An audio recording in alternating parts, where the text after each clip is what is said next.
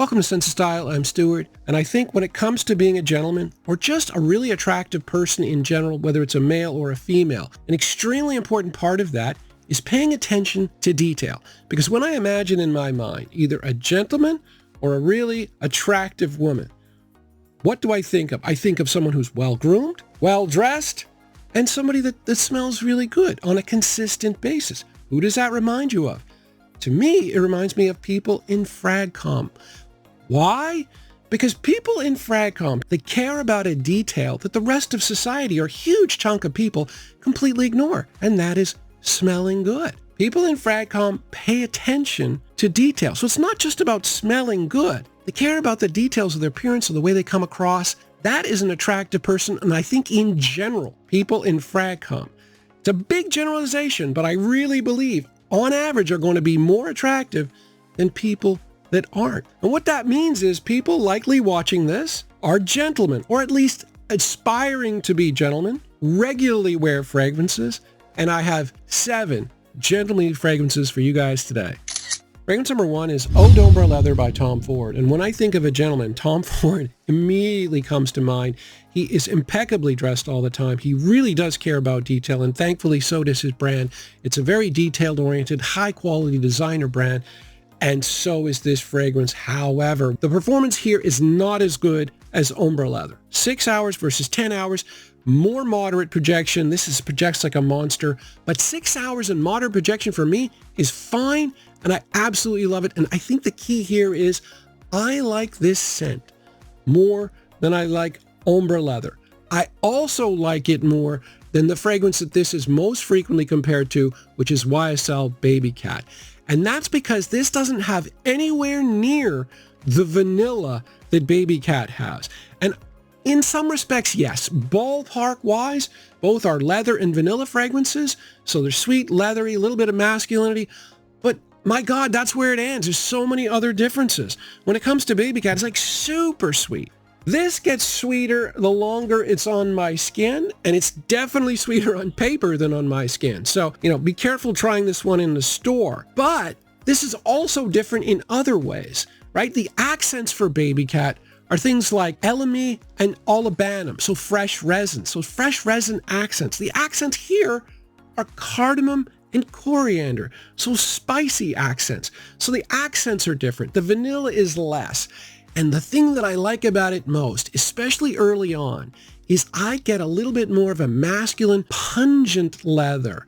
It feels more masculine to me than Baby Cat. It feels even more masculine to me than Ombre Leather. Because Ombre Leather, you've got that amber that's really potent. I think it smooths out all the problems. Whereas this one, it's a little problematic. It's a little bit masculine. It's a little bit pungent leather, especially early on. Now, I got to be honest, I don't get that when I do the full application, but when I did it on hand, I was really enjoying the early part of this. So, yeah, I really like this fragrance, and yeah, I think you'd be a classic gentleman for wearing it. Fragrance number 2 followed a legend, and in the same way that if you were a comedian coming up after Robin Williams on stage, or a batter coming up after Babe Ruth, you are never going to live up to what came before you. And this Creed Viking was the first major release after Aventus. And so it really never had a chance.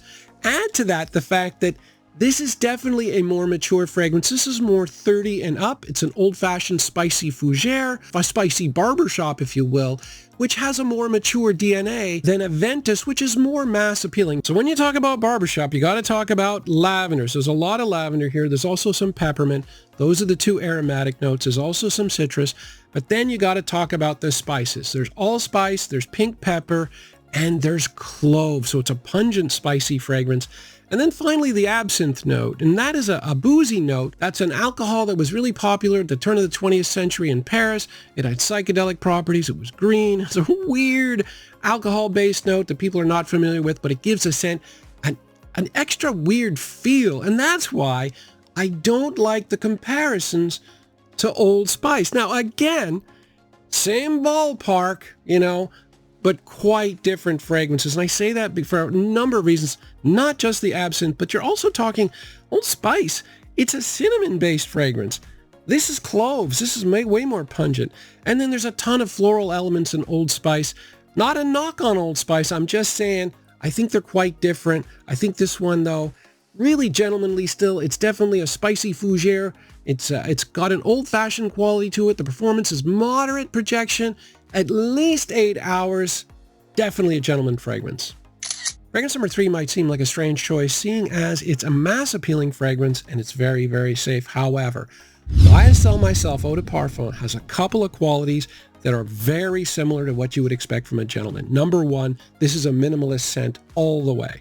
This is a very simple note breakdown and it gets straight to the point and it's very linear. The second thing is just as important. This is a very clean fragrance. So I think it definitely represents a gentleman to me. So the note breakdown here is a lot of bergamot, a lot of orange blossom, and ambrofix. So what ambrofix usually does is sometimes it can give a little bit of sweetness to the fragrance, the ambery aspect of it. Sometimes it's used as a fixative. Sometimes it's used to give a little bit of freshness, and other times it's used to help push out the fragrance. I think the push out is what it does here, because you're talking about two pretty basic notes, orange blossom and bergamot, but this has really good performance. Like for that, 6 hours, which is not bad. You get moderate projection. Without the ambrofix, I don't think you're going to get that. So that's basically what it does. And why all of a sudden we're getting a lot of orange blossom? YSL are trying to compete with Your Homme 2020. That is also a minimalist, gentlemanly scent, Your Homme 2020, but it's woody based. YSL just wanted to do their own thing, so they went heavily into orange blossom. They did it here. Gotta be honest, I preferred Your Homme 2020. But a lot of people really like this, especially younger men, but even older guys like this too. So I'm not here to judge. I definitely think this is for gentlemen. I happen to prefer Your Homme 2020, the woody version of it, but so many people like this.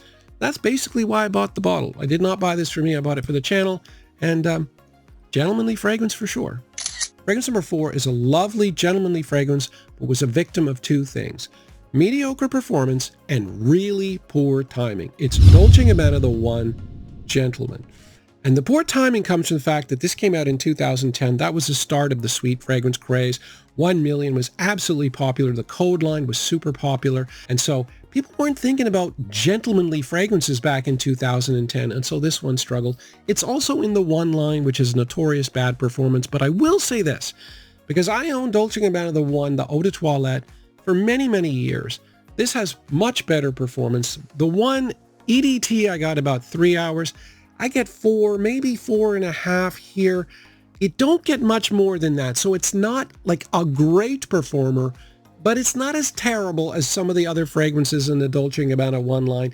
This has been discontinued though, but you can still get it at the discounters. It is a little pricey, but it's pricey because Dolce & Gabbana has always been an expensive brand, a high quality brand. And I think that's why people were not tolerant of the poor performance. Had it been a less expensive brand, I think people would have been fine with it. What I love about this fragrance though is this is a modern gentleman fragrance for everybody. There's something here for everyone. So there is vanilla here, a fair amount, but it's beautifully balanced out with a lot of spices. You're going to get cardamom and black pepper.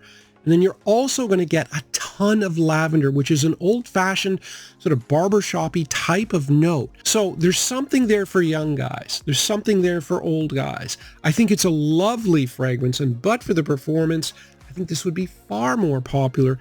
But don't rule it out, because I love this one. In June of 2020, I met Chad from A Gentleman's Journey for the very first time. I bought 12 fragrances that day for him to try. He bought a bunch for me to try. And this fragrance, Lalique pour Homme, he absolutely adored it and liked it so much that he bought a bottle for himself. And I have never met anybody that aspired to be a gentleman more than Chad. He even named his channel after that. So he really does know a gentleman's scent when he smells it. And it definitely is. I mean, this is really similar to Bois de Portugal by Creed. Obviously, the quality is not the same. This is more of a $40 fragrance. But it really does have a gentlemanly smell. Now, Bois de Portugal means Portuguese wood, so this is a very woody scent. It has sandalwood and cedar. I get a lot more cedar here, so it is a strong woody note. It also has a barbershop-y feel. You're going to get rosemary, you're going to get lavender and oak moss.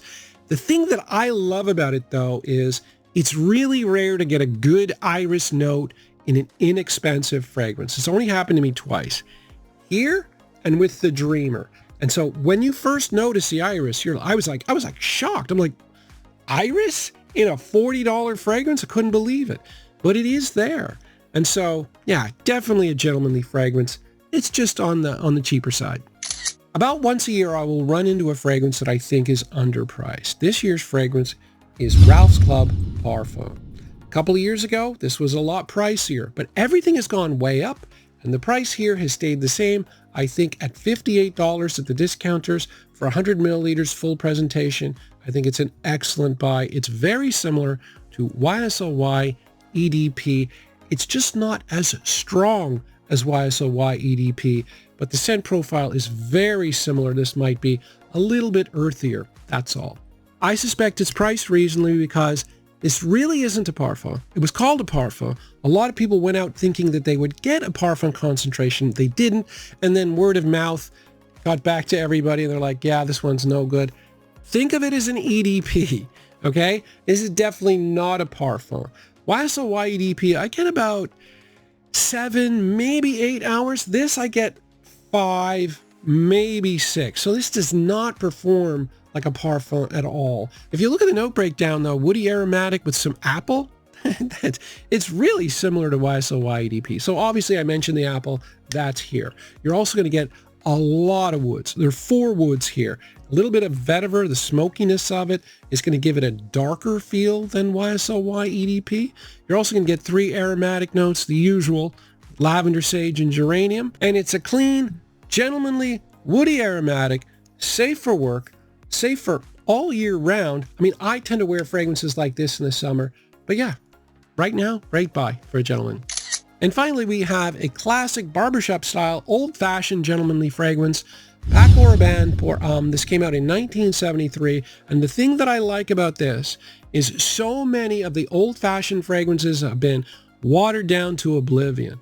I don't know why. Maybe they forgot about this one, but the projection on this on my skin is absolutely crazy. Now the longevity, 4 to 5 hours, it's not spectacular, but I really noticed this, especially the first hour. I mean, I put it on yesterday and for an hour I was like, oh my God, I couldn't get away from it. Like, it's still really strong. Now I do think of it as more of a greener barbershop. There are a couple of sweet notes here, including honey, but I don't get a whole lot of sweetness. I think of a sweet barbershop as being something more like Jacquard Noir. This is definitely more on the green side. A ton of aromatic notes here, though. Just loaded. You got lavender, oak moss, rosemary, geranium, all the usual ones. And then obviously you're going to get woods. But the thing that I like about it is the projection. Like, you're really going to notice it. And yeah, this one is, I think, probably more for an older audience. I don't think younger people will like this as much. I did get heck from somebody the other day for not putting this on my old-fashioned fragrance list that I had 15 of. This one didn't quite make the cut, but it really is a nice scent. Yeah, gentleman fragrances. I haven't done a video about gentlemanly fragrances for a while. I thought, yeah, it's important. I mean, that's what I want to be when I grow up, right? Thanks for watching.